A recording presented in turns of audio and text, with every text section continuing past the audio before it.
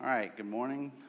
And happy Mother's Day to all the mothers out there. So hopefully, I know there's an additional application from this that we can take, which is if this is not your gift, how do I get better at doing this thing? Because these are all things that we can do to help the body, even if it's not our gift, quote unquote. And so hopefully, those of you who are not mothers are being servants today for your mothers or your motherly figures in your life. So this is part 2 of service today, and it looks like everyone in here has been in here before, so I'm not going to spend too much time going over this again.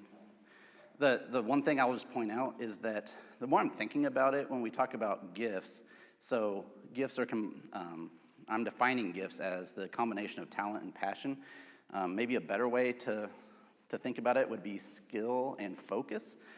Because I don't know, just to me, talent is something that like you can't change, like you're just talented in something or you're not, whereas skill is something that you can learn and develop. And I think that the skills needed for all these gifts are things that you can learn and develop. But there are people who are naturally inclined to having that skill set already. And then passion, focus, kind of the same thing. But that to me is the separator between a lot of these gifts where there is overlap. So for instance, if you think of teaching, evangelism, mission work, it's kind of speaking to people, speaking in front of people. And so those have the same, or at least maybe similar skill sets, but then what is the focus of that? Same with mercy giving, encouragement, service. I would say similar skill sets in being able to see needs and being able to fill needs, but the focus is different.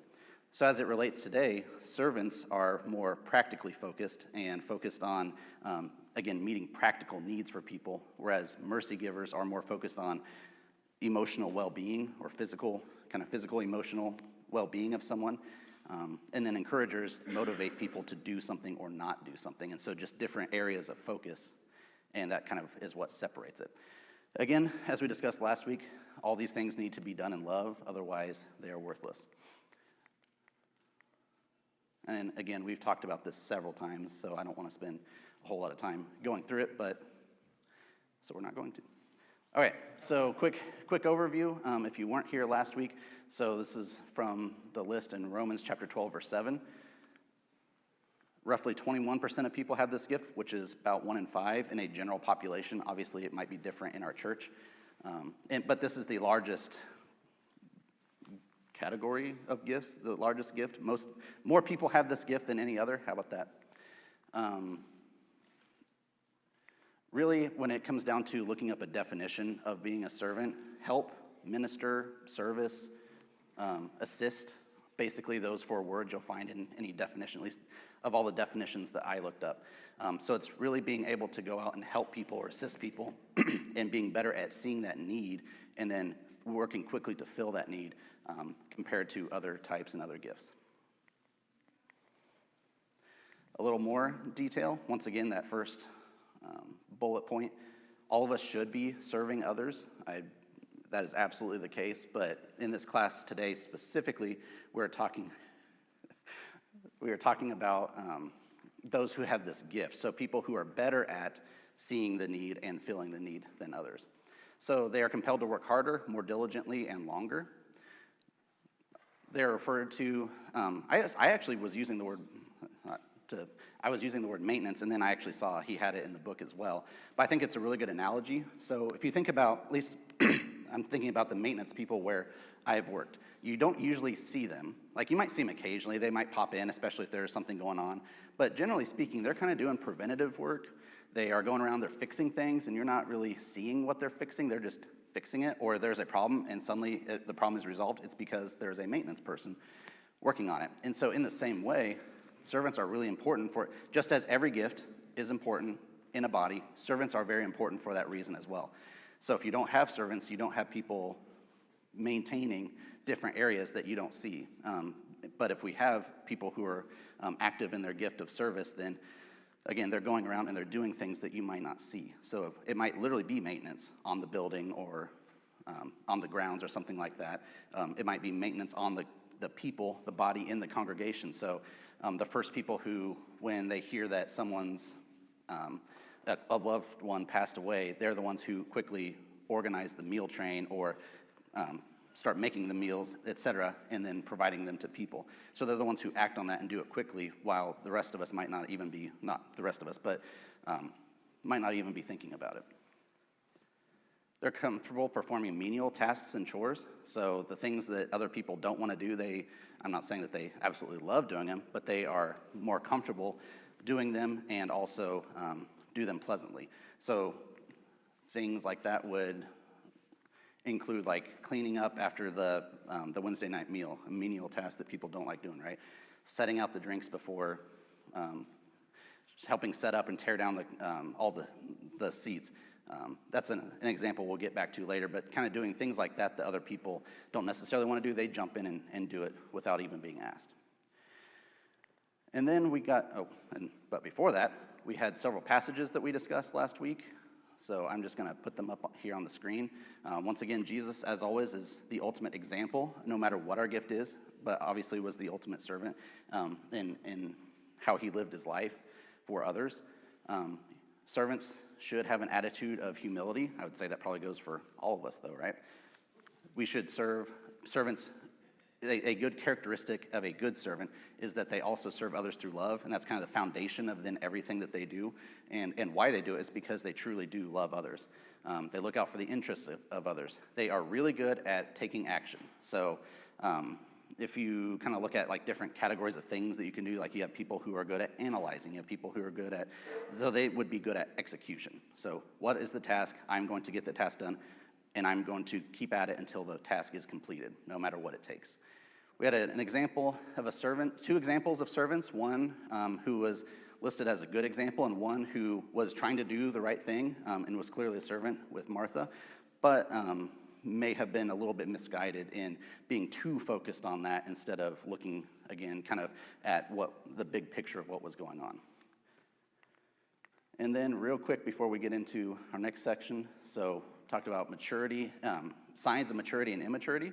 So again, talking about that strong work ethic and being able to just see things and complete tasks and stay with it, being creative, so kind of being really good problem solvers, seeing that, hey, that they can solve this problem even if they maybe at first glance cannot be able to solve it, or knowing who can help them to solve their problem if they cannot do so themselves.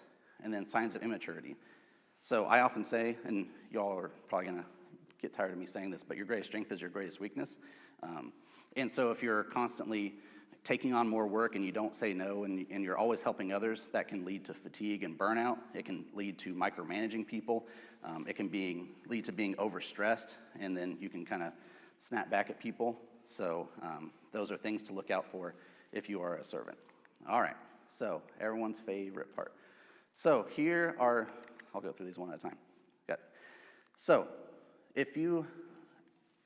these are the questions that, so in the book, I'll take a step back. In the book, there are like 80 questions, and they're all mixed around, so you don't know which one's which. And so I pulled out the questions that fit the specific gift and then put them on the screen here. So as always, if you relate to probably 6 to 8 of these, you probably are a servant. And so, I guess what would be not foreshadowing, but when I put these on the screen last week, Addie went, every single one of these fit me like to a T. So that's just an example of if you have the gift, then you're gonna relate to a whole bunch of these. So I will do a variety of odd jobs to meet the needs of others. I recognize the needs of others and immediately move to meet them. I have a readiness to help if there is a job that needs to be done. It is hard for me to say no when asked for help, which again, that gets back to signs of maturity and immaturity, knowing when and to say no and when not to, but I enjoy helping others who are in charge. I am content to perform jobs that are considered unimportant by others. I like working with my hands, and I have a great joy in having people in my home. Again, if you haven't taken the test yet and are interested, there's the website. All right, so take a couple seconds. If you have the gift, that at least you relate to this really, really well, now's the time where I have questions for you so that we can better understand from your perspective what this looks like. Unfortunately for Addie, she she's been preparing for this moment for a couple months, so, hopefully she has been, I guess. So I know she'll have a microphone, but is there anyone else who you would say that you probably do have this gift? So it's not just Addie and I having a conversation in front of everyone.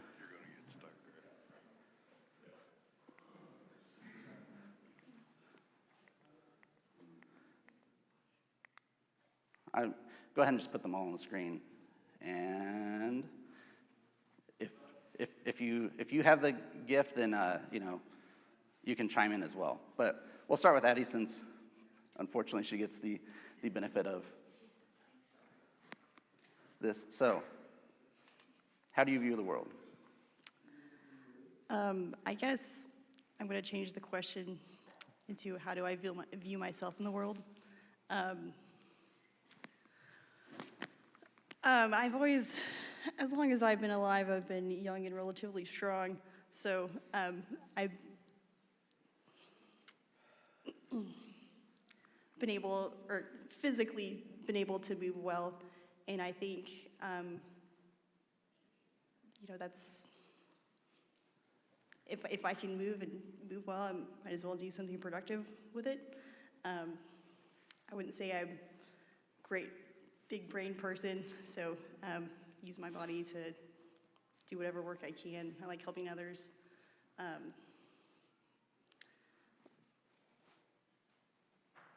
So what gives you energy? What gives me energy is helping others. I'd say, like the movement. If I'm physically moving something and I get going, I tend to want to keep going and not stop. So like work days, helping people move.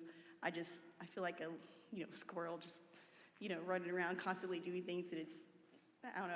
I like being productive and things like that. There's a lot of opportunity to be productive. A connection I hadn't made, I probably should have made before this, is your job probably is relevant to what your gift is. If your job gives you energy, maybe I'll put it that way. So would you say that that's the case? What is your job? So, what do you do to obtain financial resources? So I work for Kansas State University Agronomy Department Foundation Seed. So I started as a student employee over the summer. Unfortunately or unfortunately enough, they liked what I did so much they kept me on and eventually made me the boss. So no longer in that servant type role. I would say then I've done a lot of menial things, but not so much anymore. But I still can. But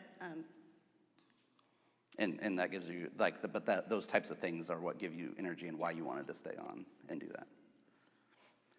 So her when she was just a student worker, the boss would often tell her, would send all the students home early and say, hey, don't clock, I'm not clocking you out, but go home early, enjoy your Friday, we worked really hard this week, etc. And he'd be in his office trying to get stuff done, and he'd come back out and Addie was still there. And she, not just like standing there, but like was still out sweeping the floors, doing stuff like that. So just kind of an example of being just a relentless worker and trying to accomplish the tasks. How would you say you're active in your gift? So what are the things that you do to help the congregation, just in general? yeah, so for me, as a servant, if there's a need, try to fill it. So when I sign up for things, it's not necessarily because I want to. It's because I see there's a need and I need, it needs to happen. So someone's got to do it. Might as well be me. I don't like consistently teaching, but I did sign up to teach, on Wednesday nights with you, and that's something that needed to be done, and I felt like we needed to do it. And then Wednesday night meals, things like that, helping folks move. We host small group in our home, so one of the things on the last slide was You enjoy having people in your house? enjoying people. Home. Yeah. So me, I don't tend to get too emotionally attached to folks. I mean, not attached, but the emotional connection. It's not always there, but I do struggle sometimes in like large groups to like make connections with people because there's so much going on, and I like to go piddle around instead of just sitting and talking with someone. And I feel like if I'm hosting a space for people to do that and create that avenue, that's one way to help facilitate something like that, even if I can't actually do it myself. So. Makes sense. So so one of the things I'm going to say later, just to check that it's right, that you feel more like most comfortable in your home though. And so like having people in there is not an issue, whereas maybe that would be a struggle for someone. Yeah, I'm a homebody, so. Oh, one back there. What are some things that you've learned about using your gift effectively?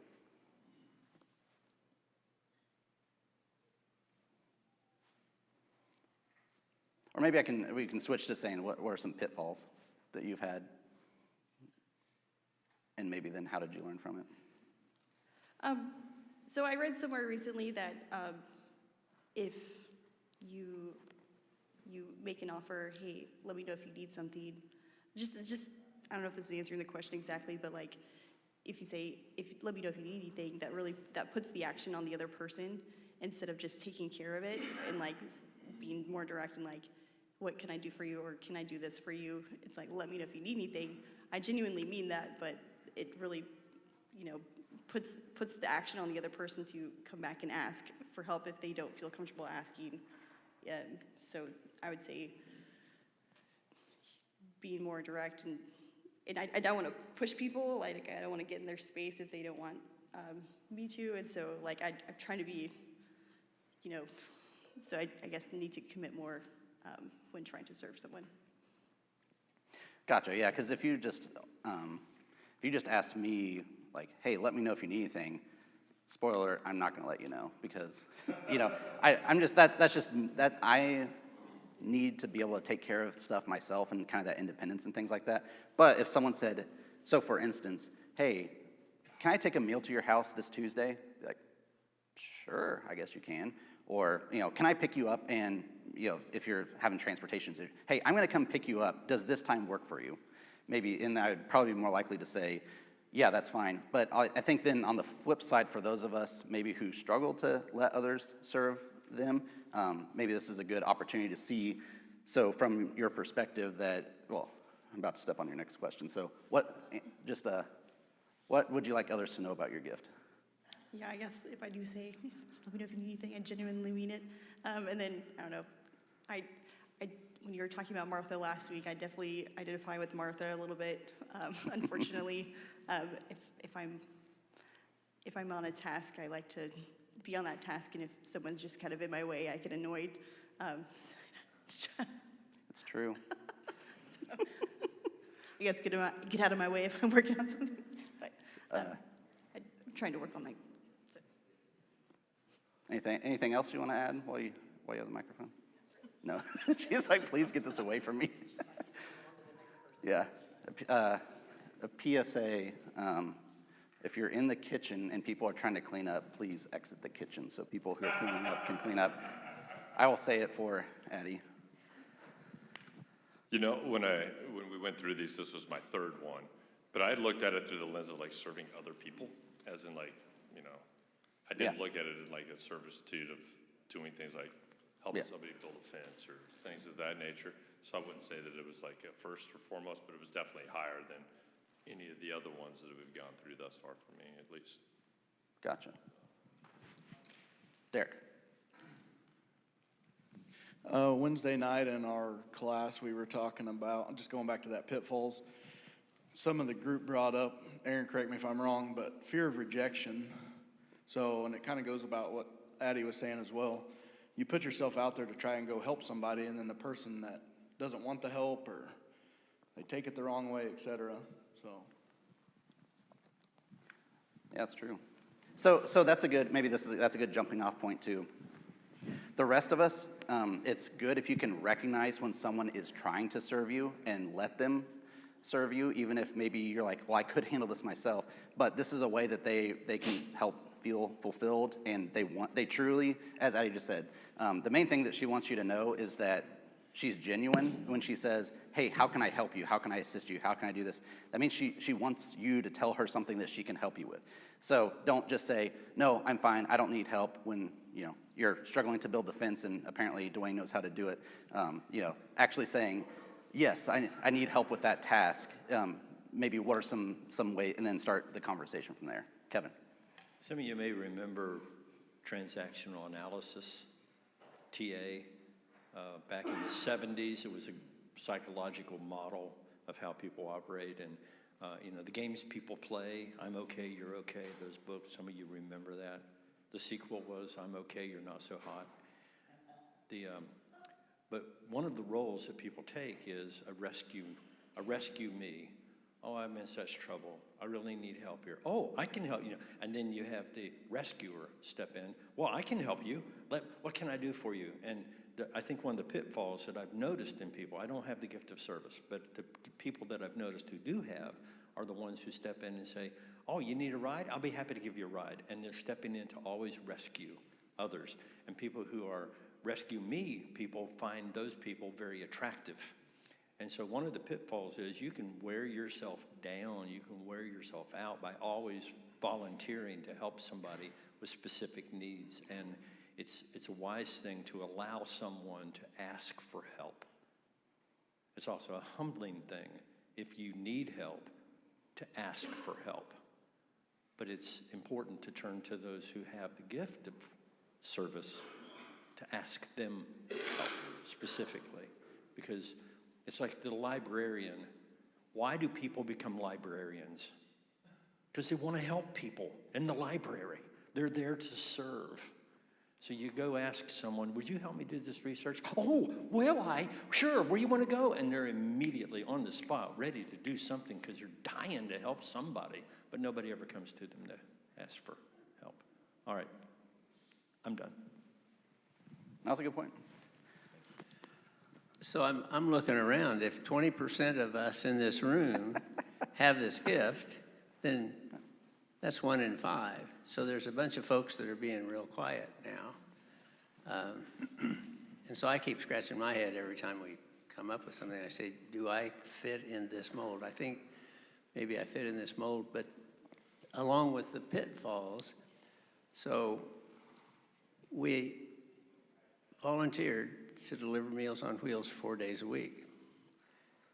We found that that was so time-consuming that we had to give 1 day up, which did free up another morning for Bonnie to have a home Bible study.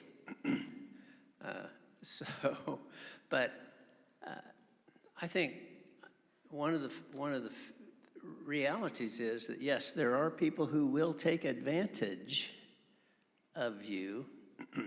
We have one client on our Meals on Wheels route who demands 15 or 20 minutes of discussion every Monday, Wednesday, and Friday, which means that we basically shortchange others in terms of and furthermore, we have the same discussion every Monday, Wednesday, and Friday. But the guy he's very lonely.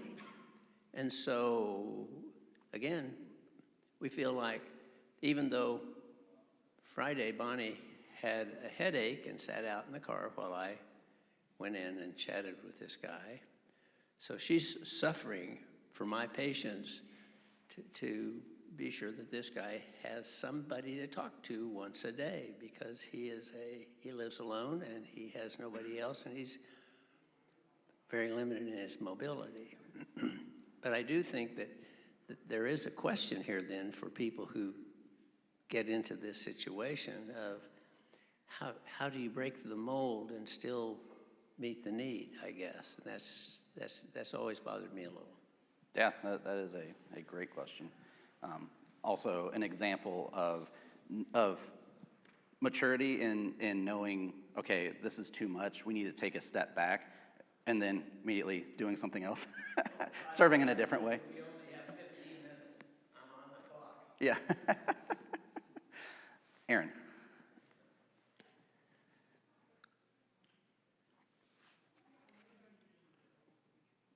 Sorry, I'm gathering my I had something I wanted to say, and then Fred told his story, and it's very apropos. So I'm rethinking. So I think what Fred said, that this particular man who wants to have a 15-minute conversation every time, and it's because he's lonely, I think that's very wise and perceptive, and I think it is very illustrative of the potential pitfall Kevin brought up of people who keep asking for the same need over and over again. I think our tendency is to become impatient or dismissive or judgmental. And the real question there is, what is the deeper need that is being expressed in this way? So we had up there on the screen Matthew 25, where Jesus commends those who have done various kinds of service, and their response to his commendation is, Lord, when did we see you? And he says, every time you did it to one of these, the least of my brothers, you did it to me. And then he has the same conversation with the other people, except he says, you didn't do it. And they say, well, when did we see you? And he says, every time you didn't do it to them, you didn't do it to me. And the thing there is that the way that what Jesus is teaching them, what his words are designed to get them to do, is to reevaluate how they perceive the world, how they perceive people around them, to see the need. And I think what Fred is illustrating is a case of the word shaping his sight to see something. And now the question could be, in one of those situations, this is not a relative of mine. This is not a friend of mine necessarily. This is not a member of, say, my church, right? So how do I meet the need? Because I would argue in that case that God moves in mysterious ways, and in his providence, he's brought Fred and Bonnie into this man's life and him into theirs. And I don't have an easy answer, but I think it's a good illustration of things that happen to us all the time, that we find ourselves in situations and we try to get out of them, or we try to fill the need and then move on. And part of the thing, both within the church and outside, is that opportunities for service are opportunities for relationships. It's not that doing something for Fred and Bonnie is an item on my checklist. It's a thing to do for people whom I'm called to know and love, and who are called to know and love me too. And so it isn't so much about, well, I can give them a ride, if that's the thing that they're asking for. It's, what do they really need week after week if they're asking, for a ride? Do we need to set up a congregational van pool to help people get there? Do we have people who really need a vehicle, and can we help them out in some way? And various things like that. And yeah, there might be people among us who are better disposed toward doing that, but in some ways, we do run the risk of saying, well, we have 1 in 5 of us who are talented at this, and it's mostly their job, and we're all called to do that. Yes. This is something for all of us to do. So I don't know. Hopefully that made some sense. But thanks, Fred, for the example. Yeah, and you touched on a lot of good points, but essentially that, the foundation of it all is love. So you love other people, and then you want to reach out and serve them. There's another point that I had there, but we'll just go ahead and jump to Wade. Well, I'm glad Fred did bring this up, is that sometimes there can be maybe a pitfall there can be a conflict of somebody that's very task-oriented and somebody that is very much more a people person. I'm the kind, I don't have this particular gift, it's pretty low, but I will spend the time talking with a fellow for 20, 25 minutes because I'm more about that relationship. And sometimes that can be a conflict because the task person, example of that, Mary and Martha. Martha was like, hey, I got all these tasks, and why aren't you helping? And that can be a pitfall, that can be a sign of immaturity. And if somebody does have the gift of being servant or task-oriented, learning that, oh, this person may not have this gift, they may not be as task-oriented as I am, and learning that, same with me, is I have to learn that, well, there's some people that are very task-oriented, hey, there's something that's got to be done, and so I sometimes have to kind of step back and say, okay, I need to help get this task done, even though I'm still drawn to spending time building a relationship or whatnot. Because then when you realize that, yeah, we don't all have the same gift, we have different things that we can do, but they can work together. Person that is a servant can take care of those physical needs, whereas somebody like me maybe can take care of the spiritual needs. And in that way, we're working together and we have that unity. Exactly.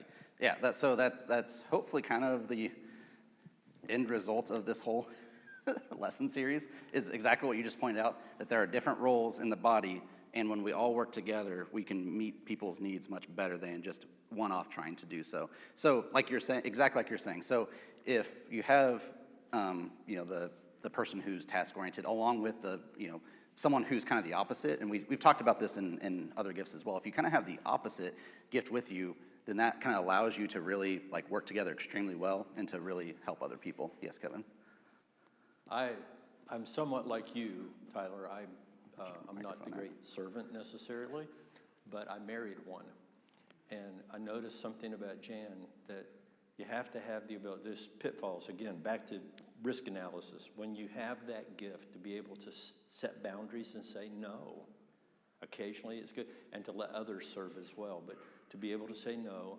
And when Jan was diagnosed with cancer, and my kids came and they were all helping, all three of them were with us and helping.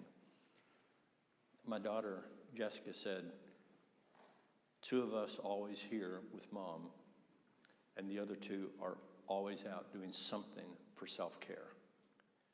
The one with the gift of serving sometimes does not know when to hold back and do self-care. And if you don't feed yourself, you don't have enough energy to help somebody else. And it's not a selfish thing to take care of yourself. It's a gift to other people when you take care of yourself in order to help more people, to help them better. You've got to take care of yourself. And if you don't, I mean, a line from The Princess Bride, if you don't have your health, you don't have anything. If you don't take care of yourself, you're going to be hurting. And so is the person that you're trying to help. You're going to be hurting that individual as well, because you can't give the best if you don't have the energy or whatever it is that you need as well. So there's nothing selfish in and of itself to take care of yourself anymore. I think Jesus said, love God with everything, love your neighbor like you love yourself. That you've got to take care of you as you take care of others. End of sermon. Let's all stand and sing. Gee, hey. Not your class. So, Kathy. There's a song we used to sing that says, make me a servant, Lord, make me like you. Do what you will to, I forget the words. But Yeah. Anyway, the idea that I'm trying to say is that we're servants of Jesus. And we don't have to, it gives me energy to do things knowing that I have someone else I'm doing it for. And that's effective, to be able to do things knowing that I'm doing it for Jesus. And like Derek said, sometimes we're fearful of that, someone's going to reject us. But it's like we don't need to worry about being rejected by someone because they're rejecting Jesus. And so to be more like Jesus is what we need to be. I mean, Yeah. that's... Yes. Aaron has something too. All right. Go ahead. I just have a question, maybe for you directly, but maybe for everybody else here too, as we keep saying, well, you're serving them in love. Are you doing it because you love them? But what do we mean by love? What does it mean to love someone? What do you mean when you say that? I would say truly caring about the other person, even So maybe I'm kind of stating it in terms of like, okay, if I truly have love for others, then even though there's someone that I work with or someone that I know that is grating to me, like personality-wise, or someone maybe that I generally wouldn't hang out with, I still treat them the same way and still strive to care for and meet their needs because I love them as a person, even though maybe I don't necessarily like them as much. I don't know if that makes any sense. That's probably the best. Yeah, how do you explain love is a great question. Yeah,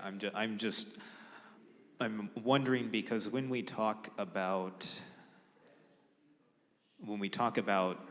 service, what we are doing is serving someone else. And if we say we're doing it out of love, the example of Jesus was he loved us enough to give us his life, right?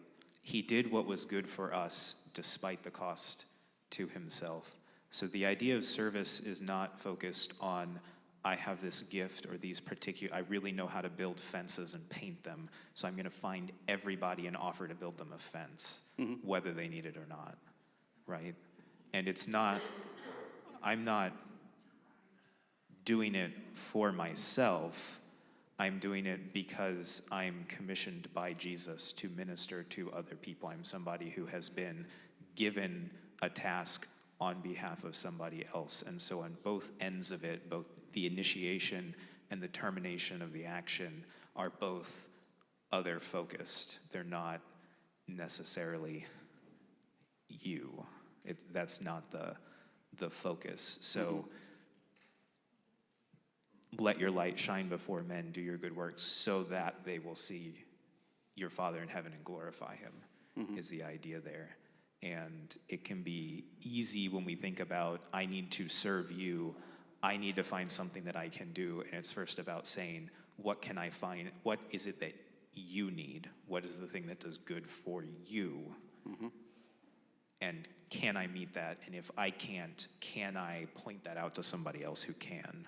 Or can I get some people together and together we can help you? Ray has a comment off of that. Okay, just real quick. Brian, then Ray, and then we're moving on. Way to go. So the question initially was, how do we define love? And I don't want to, excuse me, I don't want to chase that too far down the rabbit hole. But for those of you who are familiar with an author, Robert Heinlein, rather famous science fiction author, in one of his books, one of his characters defined love as a subjective state where the happiness and well-being of another is more important to you than your own. I don't know that I buy that definition completely, but if it was something where we were going to sit down and have a discussion about love, it at least would kind of serve, I think, as a good starting point.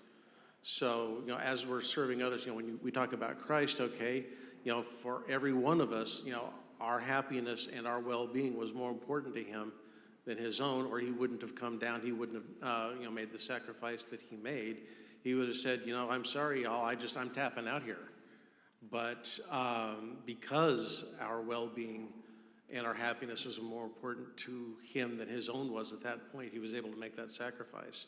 And I'm not saying that every one of us has to be able to make that level of sacrifice, but it's, I think, a good place, to sit down and start your own thinking, your own studying, your own prayer. Right. So I love a good Heinlein quote, but talk to me later. He writes absolute garbage, but it's right on the top of the heap. So I'm a fan, right? So I'm not a smart man, but I know what love is, right? To quote someone else. And I think that if you look in Scripture at the example of the Good Samaritan, you see it. He saw a need, he met a need, it was at cost to self, he didn't hesitate, and he went ahead and did it. Don't know if service was his gift or not, but obviously being human was part of his gift, and so he behaved accordingly. So, yeah, and I love the point, don't force your gift on others. Yes. That's right, that's called HEP. There's help, And then there's HEP, and HEP I don't need. I can always use a little more help. So I think that if you're looking at a person and you're trying to decide what they need outside of your gift, you're probably inside, that's an inside the park triple right there. And so all you got to do then is find someone who can help you meet their need, not find someone else to meet it, but find someone who can teach you to meet that need. And then you're probably, coming home on that. All right, okay, real quick. The Satanic Bible is very interesting. I've never actually read it myself, but it says an awful lot about going out of your way to help other people. And it sounds really nice and really beautiful until it says, and then if they cross you, destroy them. Love is treating other people, doing what you need for them at the cost of yourself. The world has it backwards, especially in that situation. When, a couple gets married and then their marriage falls apart, it's because this person is no longer serving my purposes, this person's no longer pleasing me. Something is in the way of me instead of worrying about them. Mm-hmm. All right, these always are way smaller than on the screen than they look on the computer. So sorry about that. But there's a lot of them. So make meals and deliver them to others. Again, it's a really easy way to help people. I have a whole lot more written down about each of these, but I think we've kind of covered this well. Open your home for studies and meals. So again, as Addie said, we did not talk about this ahead of time, but what I had written down was that you can serve others by providing the space for them to be able to meet and so maybe teaching isn't your thing, but you can provide the space for others to teach. Thank you, Kevin. To have those conversations and to fellowship together, and to then be the person to serve others through the meal, through making sure they have a clean space, all that kind of stuff. Be the first in line to assist someone in moving or some other undesirable job. So again, it's something that other people don't want to do, and so if you can jump in and make it half as difficult because you're helping out, then that's a great way to help serve others. Be a fix-it person for people and the church. So literally, the church building or the congregation as a whole. So there are people who maybe they're elderly, maybe they're single, maybe they're a widow, and they can't do some of those things themselves. And so if you have that skill set of being able to help maintain a house, then go and help them to do so. Volunteer to be a chaperone at a youth function. This would probably qualify as an undesirable job. So spending a weekend with younger people and all of that, or a late night with them. So there might not be a lot of volunteers, so be the person to jump in and volunteer to do so. Ask other leaders for opportunities to serve, and then follow up. So I'm sure if you asked an elder or a deacon or a coordinating person for help, that they would be willing to show you where there's options. Working at a food bank, they can always use more volunteers, so help stock shelves, help make the meal, help deliver the meal, something that's really important for people. This is really self-serving. Join the audio-video rotation or any other rotation during church. Helping pass communion trays, helping in the nursery. You don't have to know a lot or be able to do a lot to do those things, and they are still helpful things to do. Actually went backwards. So, and also things that kind of other people aren't aware of. So join the usher rotation. So if you don't know, the ushers, they greet people. So if you're the worship coordinator, there's a lot of stuff going on kind of all at the same time. And so ushers are the people who are helping. So for instance, we lock the doors right before communion starts, and then there are people still coming in. So if there's someone standing there to help do that while the worship coordinator's upstairs trying to get things unlocked or lock things up or serving communion to people upstairs, it's a way that you can really help out. I'm sure that the rotation of taking communion to shut-ins could use some more volunteers. I think they had actually specifically asked for that recently. Is it Jim Bertles and Roy who do that, maybe? Provide transportation to those who are not able to transport themselves. Participate in church work days. The more people we have, if you have 20 people, it goes a lot faster than if you have 2. help set up and tear down events at the church building. There's a lot of stuff that goes on, snack time, graduations, birthdays, Winterfest, all kinds of things going on. And it's a big help if you can help with those events. This is what Addie touched on. Ask others how you can serve them, but be more specific. So otherwise you might not get an answer out of them. So that is all that we have for today. Next week we will talk about administration. So thank you all for your discussion today.